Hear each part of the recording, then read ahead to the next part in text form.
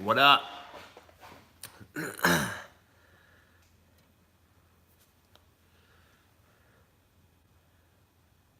What's good?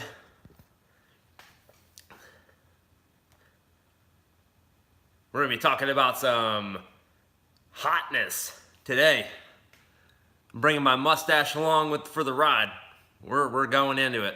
We're gonna hit the topic that everybody loves the most. Tell you that. That stash is on point. Good to go.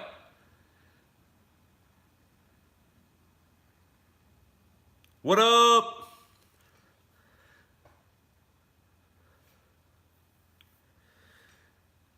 What's good, everybody? Oh, we got them. Everybody's jumping in now. Oh, we're gonna fire things up today. Oh, Mystique Performance. We're gonna jump right into it. So let's let some more people jump in here, and we'll get to talking about it. There are a lot of things that are commonly mistaken when it comes to tuning, and it's funny because a lot of people don't have experience in either one. And there are a lot of people that are dead wrong in their facts when it comes to the tuning process. And I'm gonna wait for some more people to jump in here and see who we got here. It's only been a minute or two, so we're gonna see who else jumps in. Pulling up everything on the computer right now, and it's gonna be good. So the biggest thing, and this kind of came about. Hey Lane, take it easy, man. Stay safe. We're going to talk about the differences between dyno tuning and street tuning or track tuning, and why the car community is broken in the aspect of thinking one is better than the other. And it is absolutely insane. I was on a Facebook thread the other day where there were hours of people going back and forth, basically, you know, a stupid war between one stupid person and the other. I shouldn't call them stupid, I should just call them naive, because they don't really know what they're talking about, and or have just done one, so they think it's the only way that things need to be done. So the biggest thing for okay, let's talk about dyno tuning. Okay, when you're at a dyno and you have a tuner there, okay, so you have your car on the dyno and you have your tuner there. All right, so you're starting the tuning process and you have your tuner in the car. He's got his magic keyboard that makes things happen. People think that because you're on a dyno, the results are going to vary, and they will in regards to being on the street or in the track because of the atmosphere. So when you're on a dyno, it's a controlled environment, and the dyno has rollers on it that sometimes may have a load on it to simulate, you know, the street or anything like that.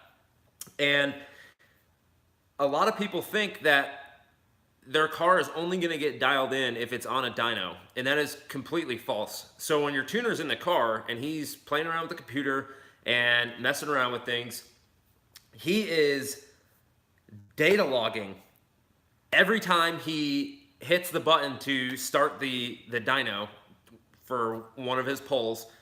He is data logging on the computer and all the way throughout that poll. Now when that poll is done, what do you think he's doing? He is sitting on the laptop. He is reading the log of what he just did on that last poll. He's going over all the data. He's going over all the data, and he's reviewing it, and he's going to make his adjustments accordingly based off the data. So this is where things get twisted. So there's a lot of people that are on the internet that think that the difference, that there's that big of a difference between a tuner tuning your car on a dyno and tuning your car on the street and or track.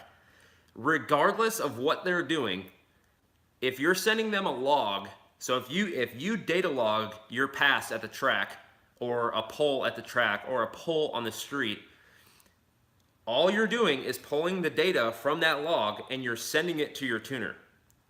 If your tuner is not on site, because a lot of times that's how it is. You're sending them a log, and that log will be set up the exact same way as it would as if it was on a dyno.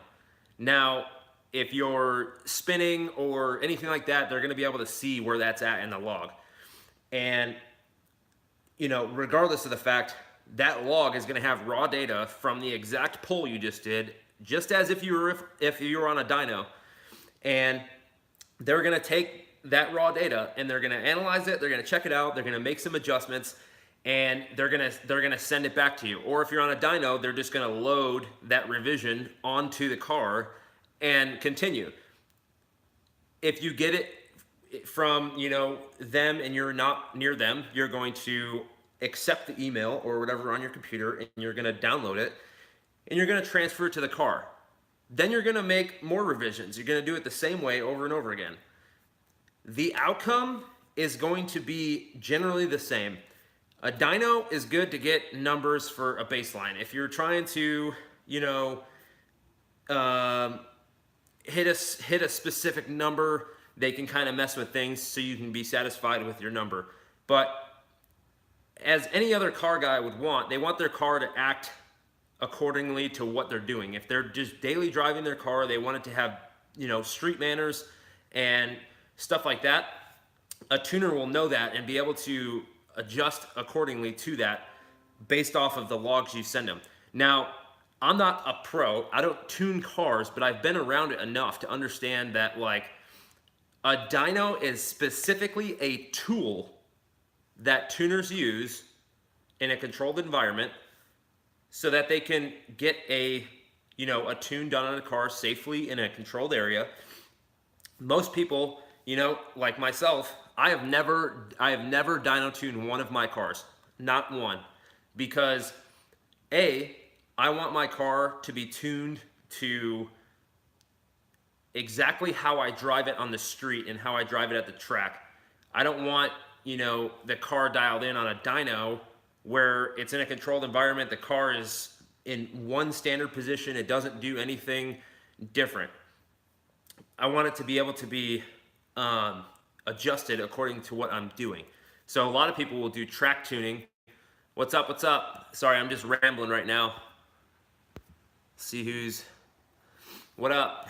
So there's, I mean, what I'm trying to say is the dyno is just a tool that you have at your disposal to be able to do a tune in a controlled environment. I know a lot of guys that will throw their car in the dyno because they have one readily available to get the car just baseline dialed in, and they'll do all the rest of the tuning at the track or on the street.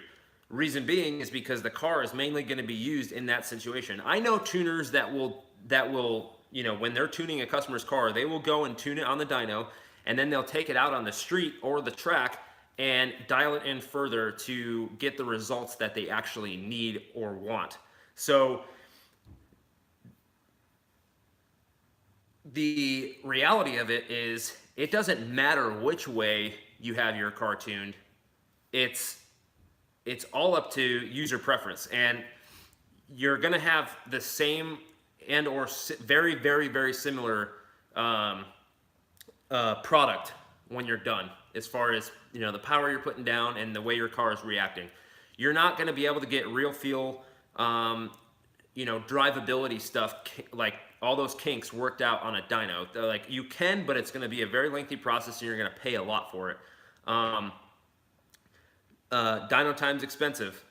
Street time or street tuning or track tuning is based on your time. Like if you're at the track and you want to log some passes, you can log those things and fire them off to your tuner. Or if you're fortunate enough to have a tuner at the track, you know, that's amazing. That would be the perfect scenario for anybody, realistically. But for a lot of people in the car community to be saying that a dyno is the only way to tune your car and street tuning is basically a waste of time, you're dead wrong. I just hit Justin up today, talked to me about getting tuned. I should be able to get tuned here soon. Just bought a ton of parts for the Gen 1. Congrats, man. I'm excited for you.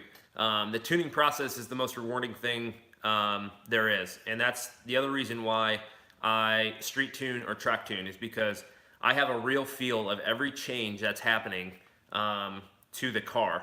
And I can feel it out. Now, if you're, now the dyno is a good thing for if you're trying to push the limits of something, whether it be a stock block, you know, stock bottom end something, where you need to be in that controlled environment to really watch what's happening. But if you have your car set up the right way and you have fail safes in the car, if you have a aftermarket ECU, this is just all car general, this isn't Mazda specific. If you have an aftermarket ECU, you have your parameters set to what you want the car to do if something happens. Like, you know, if your AFRs get too lean or too rich, or you spike boosts that you don't want to, or, you know, something, a sensor goes down or something like that, you can have everything set up to just basically shut the car down to protect itself. A lot of guys on the Mazda platform, you know, have an AEM failsafe or the Innovate wideband failsafe. I mean, there's tons of things you can do to make sure your car is safe. If you are, you know, just throwing a bunch of parts at the car that you don't really know what they do, and you're just expecting the tuner to figure it out, chances are you're gonna tell them wrong information on what's on the car, and you're gonna get bad results. And that happens to a lot of people, because, and then they get mad at the tuner because something happened. Well, they go back and look at it, and you gave them the wrong parts list. You give them the wrong parts list. The difference between one intake and another, or, you know, one part versus the other, is a huge difference. You know, if you got, you know, these cheap Amazon injectors and you tell them that they're, you know, ID 1000s and they're not, that's going to play a huge role into the tune, and that could really jack some stuff up, and you can end up costing yourself a lot of money. But everyone wants to turn back and blame it on the tuner. My car was tuned by Justin with E-Tune, full bolt-ons, E85 and Gen 1, and it was great until I had a rod failure, and he explained a lot to me from a log. Some bolt-ons before a tune. So get bolt-ons before a tune. You should really, I mean, in the end, you should really talk, if you're thinking about going with a tuner, the right way to do it is to get a hold of the tuner that you're going to go with. I specifically go with Justin from FREEKTUNE just because I know his knowledge base, and I know, you know, the amount of success he breeds in his tunes. And right now, with a car that is not built yet, I sat there and went over everything I want to do with him, and he basically, you know, will, you know, say, hey, you should do this instead of this, and you know, that gives, you know, a good baseline for you to know what you need to do next and exact what parts you need to do to make the car as efficient as possible. And, you know, a lot of people just don't like to take the time to do that because they think whatever they read on the internet's right. Well, if you go to someone that's reputable in tuning, whatever platform you're tuning, they're gonna know the in and out of every little part that you have. They have tuned a ton of cars and know exactly what works and what doesn't, and what will cause failure and what won't. So when you're getting your car tuned, you need to go to your tuner or shop that you're doing, and you need to, like, sit down with them or be on the phone with them and basically go over everything you want to do, and, you know, go from there. And this isn't me like pissed off at the car community or anything like that. This is just me, like, just trying to spread some knowledge that, you know, if you get your car e-tuned through email or on a dyno or at the track, you're not wrong in any way. people just think that, you know, if you're not dyno tuned, you're doing it wrong. Dude, if you look at the Camaro community, there's companies specifically doing track tuning instead of dyno tuning because they just get better data. They know how the car is going to react. You know, when you're on a dyno, you're not going to have the load that you will with a car launching at, you know, 7 or 5,000 RPM or something like that. You know what I mean? Like, there's a lot of things that come into play that can be worked out either on the street or at the track. My car personally, when this thing's done, it's going up to Justin's shop. It's going to get put on the dyno because it's going to be a one-of-a-kind setup, and there's going to be a lot of kinks to work out. We're going to work out some of the kinks, and then all of the rest of the tuning is going to be done at the track. Now, you know, that says a lot too. There's a lot of very, very high horsepower cars and very fast cars that specifically only tune at the track, or data log at the track or on the street, because they're, you know, especially if you take your car to different areas, if you're going from state to state or, you know, over the country to do different races, guess what? The atmosphere is changing, the elevation is changing, the air density is changing, everything. I mean, there's so much that goes into play that could really throw your car for a loop. So having those adjustments on the fly really helps a lot. So it's basically what I'm saying is that there's no right answer. Every answer is right. It's just basically how you want your car tuned and you know what's going to work best for you. If you're an avid driver and you're, you know, doing a lot of roll racing, or you're doing a lot of, you know, track days or anything like that, like, I would recommend getting your car dialed in to wherever you're going to be doing most of your driving. It's just as simple as that. And I'm going to stop talking here. I'm going to read these comments real quick. I know you guys are probably just talking amongst yourselves. But I just think it's crazy. I was reading this Facebook post where there was like a couple hundred comments where people were just like, if you're not dyno tuned, then you're basically an idiot. And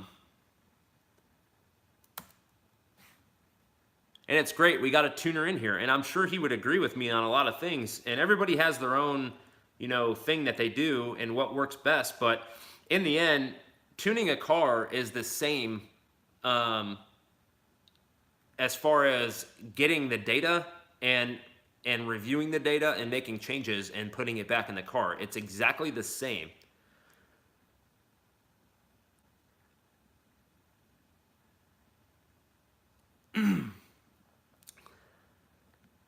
Okay, what's this?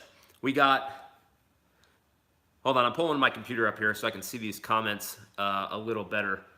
But is there a tuner I can actually talk to on the phone? Because most of the tuners are through emails, and not a big fan of sending emails. Well, here's the thing, man, Leonard. The problem with that is, and when you have a really good tuner, those dudes are backed up so far with tunes, and they are very, very busy. Myself, being very close to Justin at FREEKTUNE, and, you know, we talk all the time. That dude does not really have time for my phone calls. And I know this because he wakes up and starts with all his email tunes. He gets at it right away. And then he'll go to his shop, and he's got people there that need to be dynoed and tuned and all this other stuff. And it just is what it is. The emails are nice because, you know, they can take the time to sit there, not be distracted, focus on that specific person and say, okay, this is what this person needs. This is what they want. These are their mods. And basically give you a very detailed, you know, email on what you need to do and what the tuning process is going to look like. If they're on the phone, if they're at their shop, they got a million things going on. They got a million things on their mind. They got one car here, another here. And they're probably not going to give you the answer you want, or they're going to be, you know, thrown for a loop because they got a bunch of stuff going on. So the emails are a great method for tuners in that aspect, because they can take the time and sit there and basically give you the actual facts of what you need to know for your setup. But the most important thing is go over your parts. What parts you have on your car.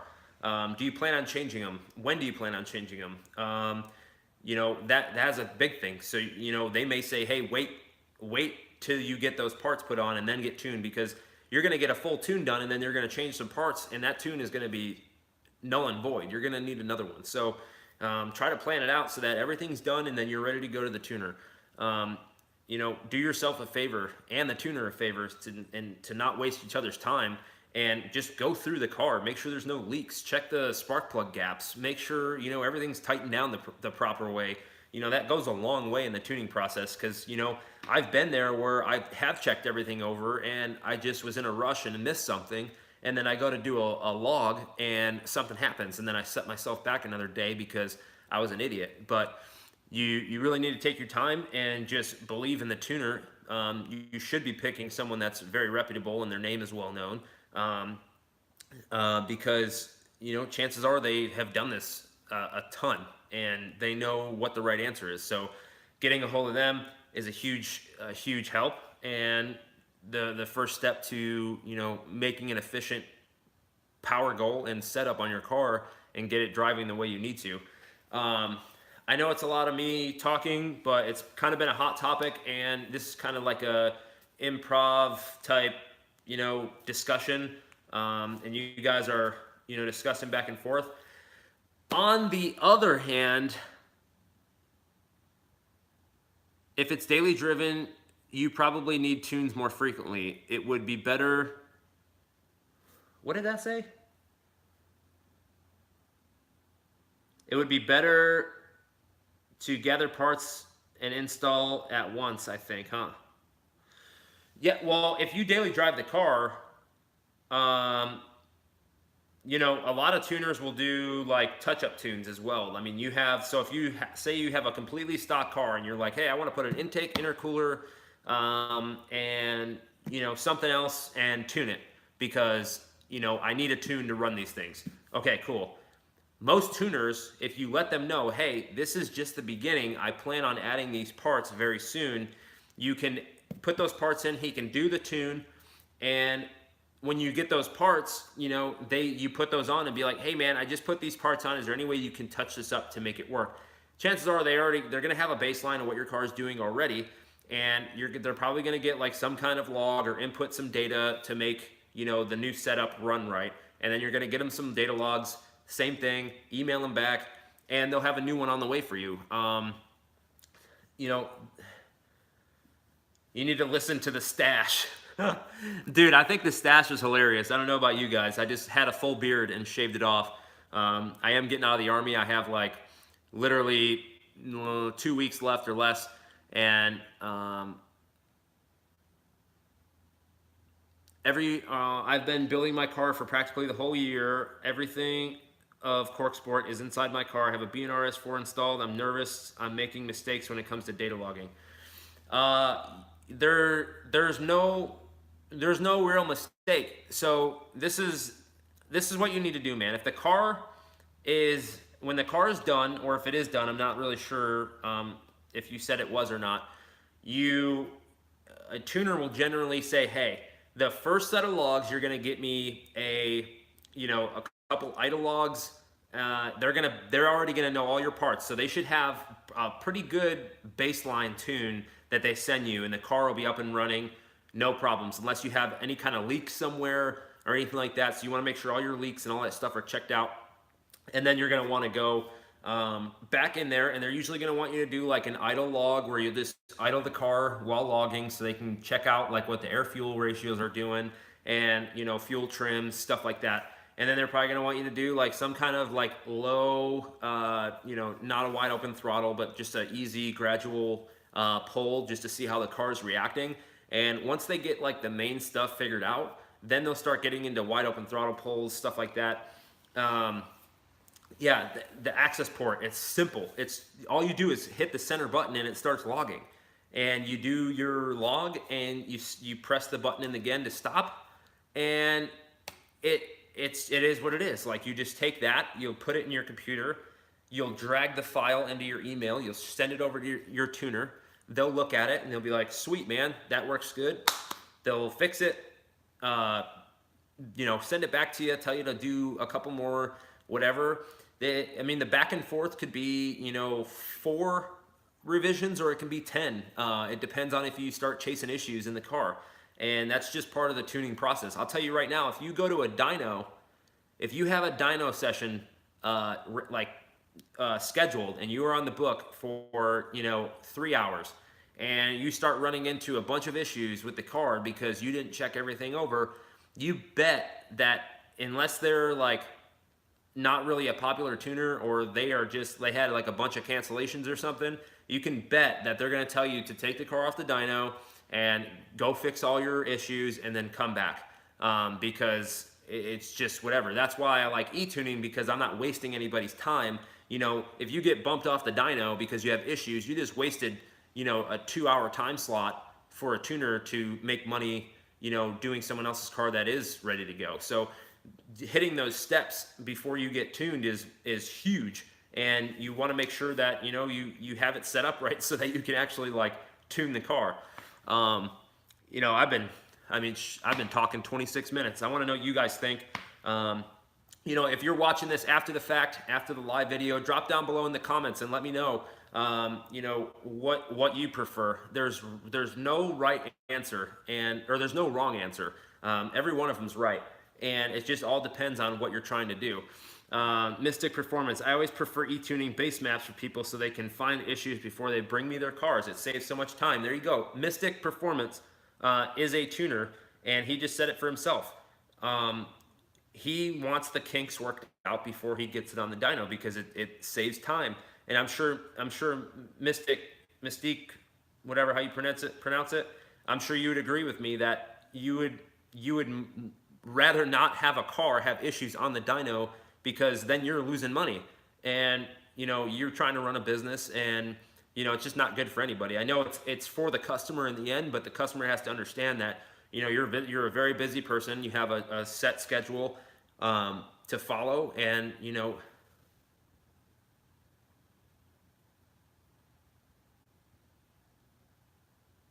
yeah, Leonard, absolutely. If it's a fully built motor and it's a first startup, you want a tuner that knows exactly what they're doing. They're going to send you a base tune. It's basically going to be like a startup tune. And they're going to have all your parts, and they're going to know exactly what those parts do for each other. So they're going to be able to go into your tables.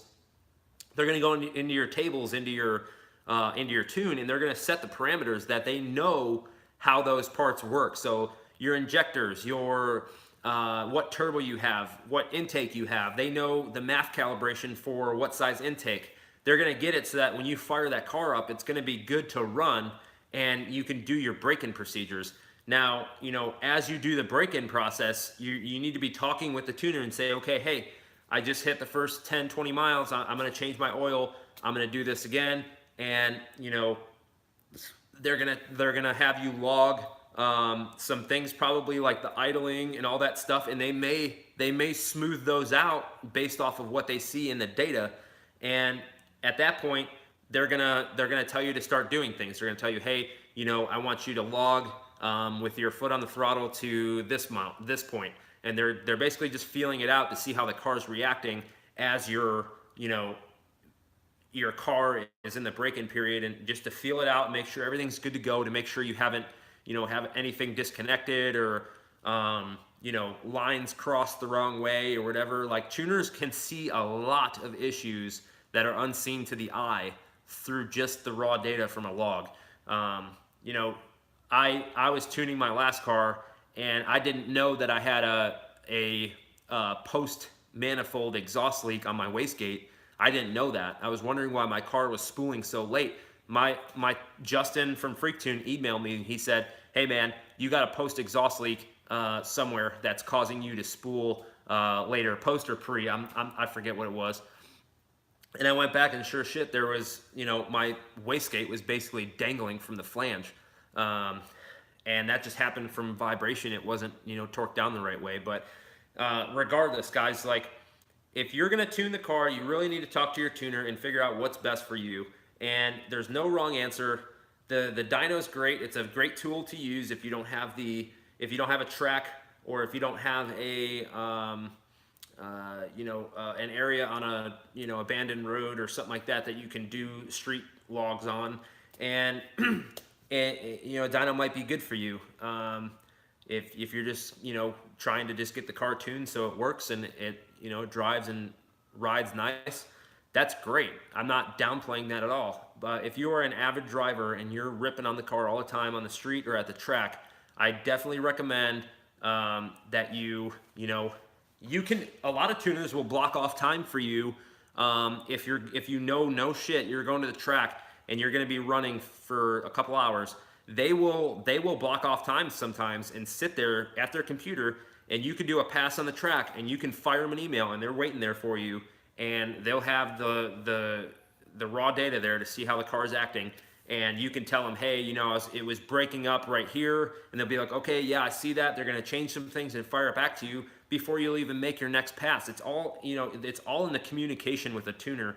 A lot of people just, you know, give the bare minimum information to a tuner and just expect them to work miracles on the car, and it doesn't work like that. It's a two-way street, and it takes a lot of input from the end user as well to let the tuner know, like, hey, you know, I'm having this issue, you know, what it could possibly be. And he'll be like, hey man, let me dig a little further and check it out for you.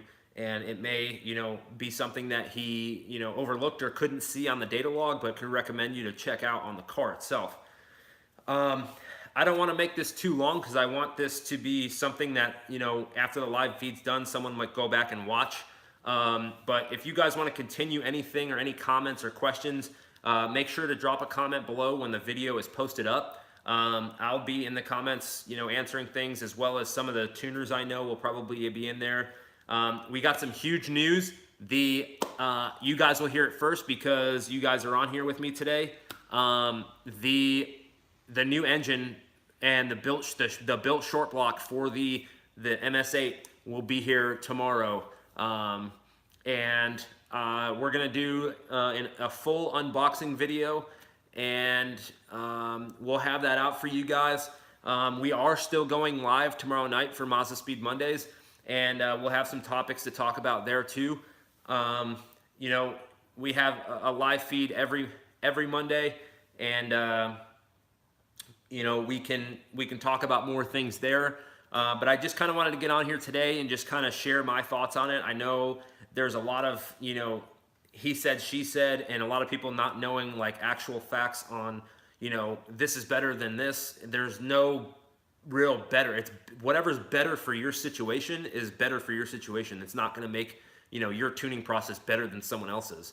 And that's why the car community is like deeply misled. Like I said in the description, is because they think it's either one way or the highway, and it's not. So research before you speak on the topic, and know what's best for your situation.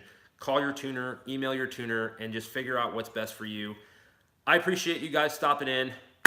Engine is coming tomorrow, and we're gonna do an unboxing video, and this thing is the progress is starting to get pretty awesome.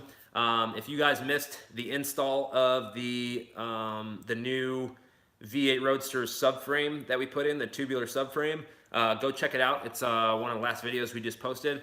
But I appreciate you guys stopping in, and we'll see you tomorrow for Mazdaspeed Mondays. Everybody have a great rest of the weekend.